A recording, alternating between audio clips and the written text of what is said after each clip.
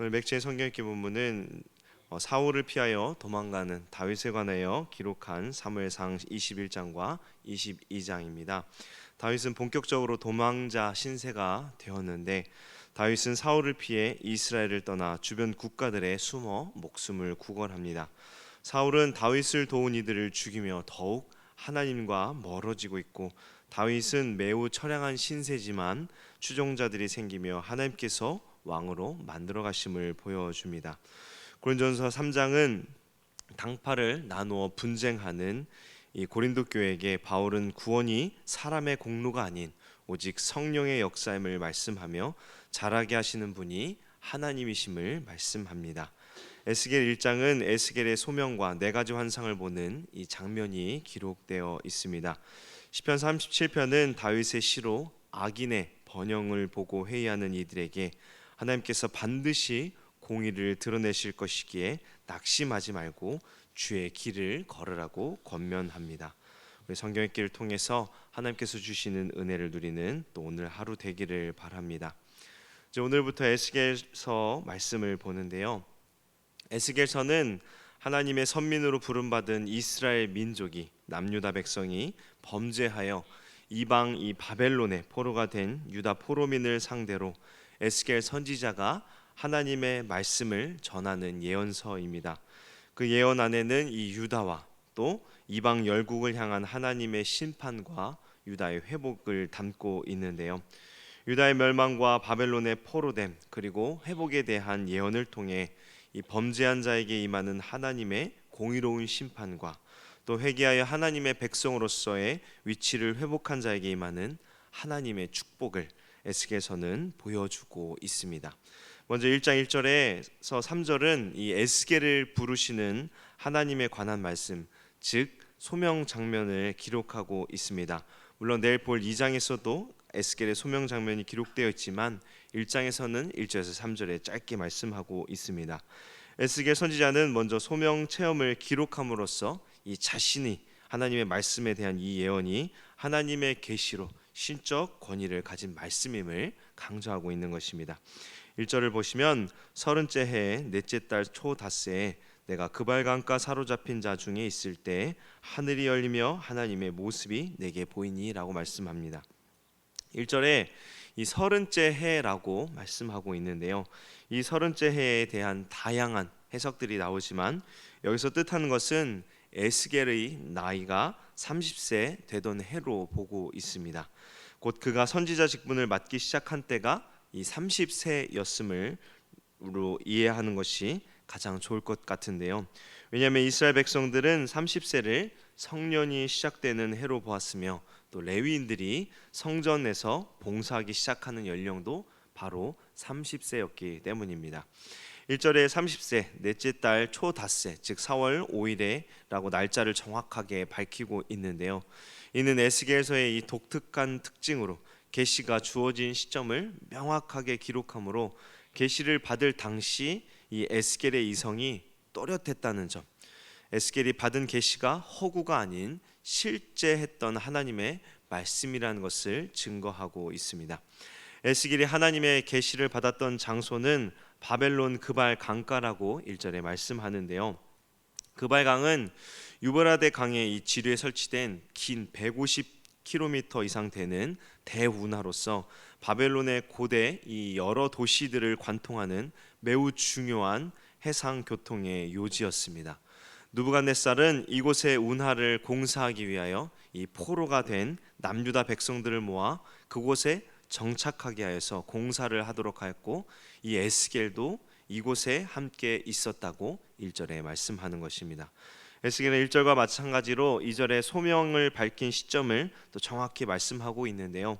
2절은 유대력으로 언제였는지를 말씀하고 있죠. 2절에 보면 여호야긴 왕이 사로잡힌 지 5년 그달 초닷새라고 말씀합니다. 여호야긴은 여호야김의 아들로 약 3개월 10일 동안 유다를 통치했던 왕입니다. 이 바벨론 왕 느부갓네살은 이 여호야긴을 폐위시키고 여호야긴의 삼촌이자 여호야김의 동생인 이 마띠아를 왕으로 세웠는데요. 그가 바로 남유다 왕국의 마지막 왕인 시드기야입니다. 여호야긴이 폐위되고 시드기야가 왕위에 올라 11년을 통치하였지만 유다 백성들은 이 바벨론으로 끌려온 여호야긴을 여전히 왕으로 여기고 있었기에 에스겔 선지자는 유대력을 여호야긴 포로 제5년이라고 기록하고 나타낸 것입니다. 3절에 에스겔은 다시 한번 계시를 받은 장소를 밝히며 자신의 출신과 이름을 밝히죠. 에스겔이라는 이름의 뜻은 하나님께서 강하게 하신다 또는 이 강하신 하나님과 관계하여 있는 자라는 뜻을 지니고 있습니다.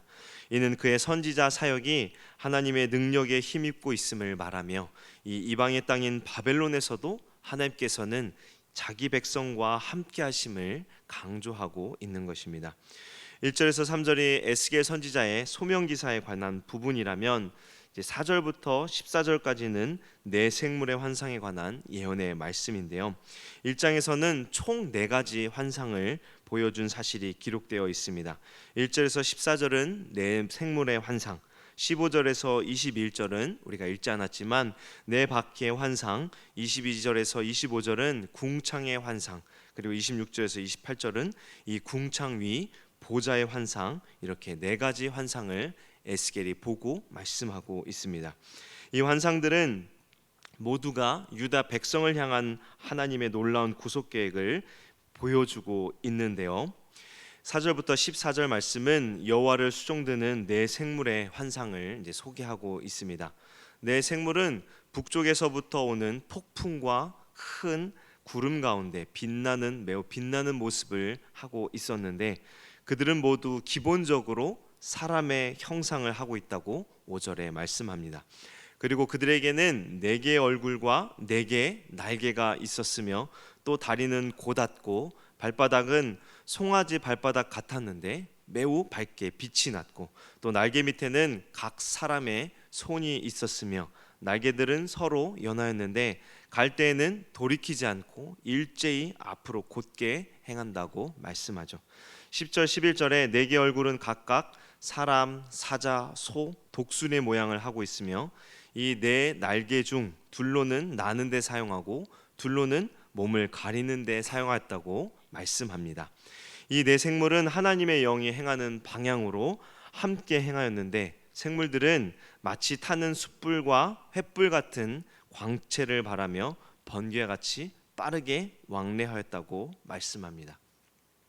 이 4절에서 14절의 환상이 얼마나 신비롭고 귀한 모습인지 사실 이렇게 말씀드려도 우리가 가진 이성으로는 완전하게 이해하기가 매우 어렵습니다.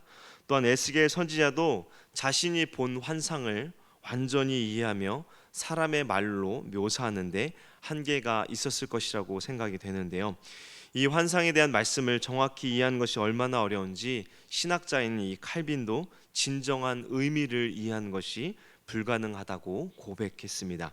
그렇게 우리가 자세히 한 절씩 읽고 해석하는 것보다 이 환상을 통해서 에스겔 선지자가 전달하고자 하는 것이 무엇인지 이 전체적인 메시지를 이해하는 것이 더 좋을 것 같습니다.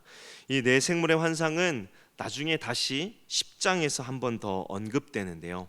그곳에서는 이 환상이 여호와의 영광과 깊은 관련이 있는 것으로 에스겔은 말씀합니다.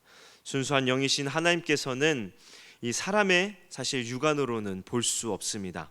그럼에도 불구하고 이 하나님께서는 인간이 볼 수 없는 자신의 모습을 다른 형태, 인간이 볼 수 있는 모습으로 나타내기도 하는데 이를 신현이라고 표현하죠. 에스겔이 보았던 이 환상도 바로 신현과 관계된 것으로 볼 수 있습니다.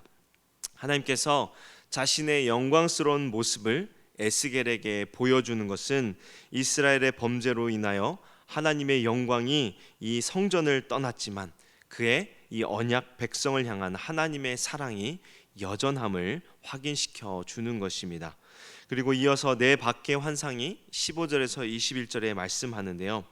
네 바퀴의 환상 역시 정확한 모습을 우리의 이성, 우리의 머리로는 이야기가 무척 어렵습니다. 다만 우리가 말씀을 통해 명확히 알 수 있는 것은 네 바퀴 역시 앞에 말씀드린 네 생물과 일치된 행동을 보이고 있다는 것입니다. 이 바퀴는 하나님의 감찰과 섭리를 상징하며, 이 바퀴가 넷이라는 것은 이 하나님의 감찰과 섭리가 우주 전 영역에 미치고 있음을 보여주는 것입니다. 즉, 네 바퀴의 환상은 하나님께서 세상을 주관하사 모든 것을 감찰하고 계시는 분이시며, 세상의 모든 역사가 이 하나님의 섭리 안에 있음을 말씀하고 있는 것입니다. 이어서 22절에서 25절은 이 네 생물 머리 위에 수정 같은 궁창이 펼쳐지고 그 아래서 생물들이 운행하고 있는 환상을 말씀하고 있고요. 그리고 26절에서 28절은 이 궁창 위에 있는 보좌 위에 앉으신 하나님의 영광의 환상을 말씀합니다. 에스겔은 이제 마침내 하나님의 영광, 이 바로 성자 예수님을 목도하게 되는데요. 그 영광의 환상의 모양을 28절에 보면 비 오는 날 구름에 있는 무지개 같다고 표현합니다. 이는 하나님께서 다시는 물로 세상을 심판하지 않겠다는 표시로 노아에게 주신 것으로 하나님의 자비와 소망, 그리고 여전히 자기 백성을 구원하고 계신 신실하신 하나님을 보여주는 것입니다. 당시 바벨론에 거주하고 있던 이스라엘 백성들은 세상의 진정한 주권자가 여호와 하나님이 아닌 바벨론 왕 느부갓네살인 것으로 여기고 절망감에 휩싸여 하루하루 무기력하게 살아가고 있었습니다. 그러나 하나님께서는 에스겔 선지자에게 신비한 환상들을 보여주므로 하나님의 주권자가 여호와 하나님이시며, 그리고 주권자 되신 하나님께서 아직도 자기 백성, 이 포로된 유다 백성들과 함께 하심을 말씀하는 것입니다. 즉, 바벨론이 세상의 주권자가 아니라 하나님께서 진정한 주권자이시며, 그 하나님께서 남유다를 징계하셨지만 그의 언약 백성을 완전히 버리신 것이 아니라 다시 회복하실 것이라는 이 하나님의 놀라운 계획과 사랑을 환상을 통하여 말씀하는 것입니다. 그렇게 남유다 백성들이 다시 마음을 부드럽게 하여 오직 하나님만을 바라보고 의지함으로 절망 가운데서 소망을 가지라고 말씀하는 것입니다. 오늘 에스겔 1장 말씀을 우리는 어떻게 적용해야 할까요? 하나님께서는 이방 땅인 바벨론 땅에서도 에스겔에게 임하여 계시를 주셨습니다. 그것은 하나님께서 공간을 초월하시는 분이라는 것과 또 자기 백성을 결코 버리지 않는다는 것을 말씀하고 있는 것입니다. 비록 이스라엘 민족이 범죄하여 하나님의 진노의 심판을 받고 있지만 하나님께서는 자기 백성들을 다시 회개케 함으로 회복시키셔서 하나님의 이 영광을 드러내는 참 백성이 되도록 은혜를 누리게 하신다는 것입니다. 하나님께서는 절망 가운데 있는 죄인들을 위하여 친히 찾아오셔서 소망을 주시는 분이십니다. 우리의 죄로 인하여 또 우리의 대적들로 인하여 우리가 낙심하고 절망할 때 우리는 오직 하나님을 바라보며 그분을 의지해야 합니다. 우리가 하나님을 의지하고 하나님의 뜻에 복종할 때 하나님께서는 반드시 우리를 다시 은혜의 자리, 구원의 자리로 인도하십니다. 오직 하나님만을 바라보며 의지하는 우리 모두 되기를 바랍니다.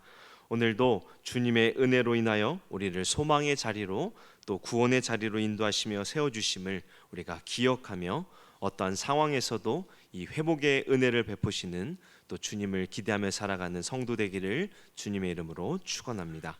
함께 기도하겠습니다. 사랑의 주님, 오늘 새벽에도 우리를 말씀의 자리로 인도하시고 주님의 은혜를 듣게 하시니 감사합니다. 바벨론의 포로로 절망 가운데 살아가는 범죄한 백성들에게 하나님께서는 그 백성을 버리지 않으시고 다시 주께로 돌이키어 회복시켜 주시는 신실한 하나님이심을 우리가 말씀을 통하여 보았습니다. 우리가 어디에 있든지 어떠한 상황에 처하든지 주님이 우리와 함께 하심을 기억하고 오직 주님을 의지하는 우리 모두 되게 하여 주옵소서.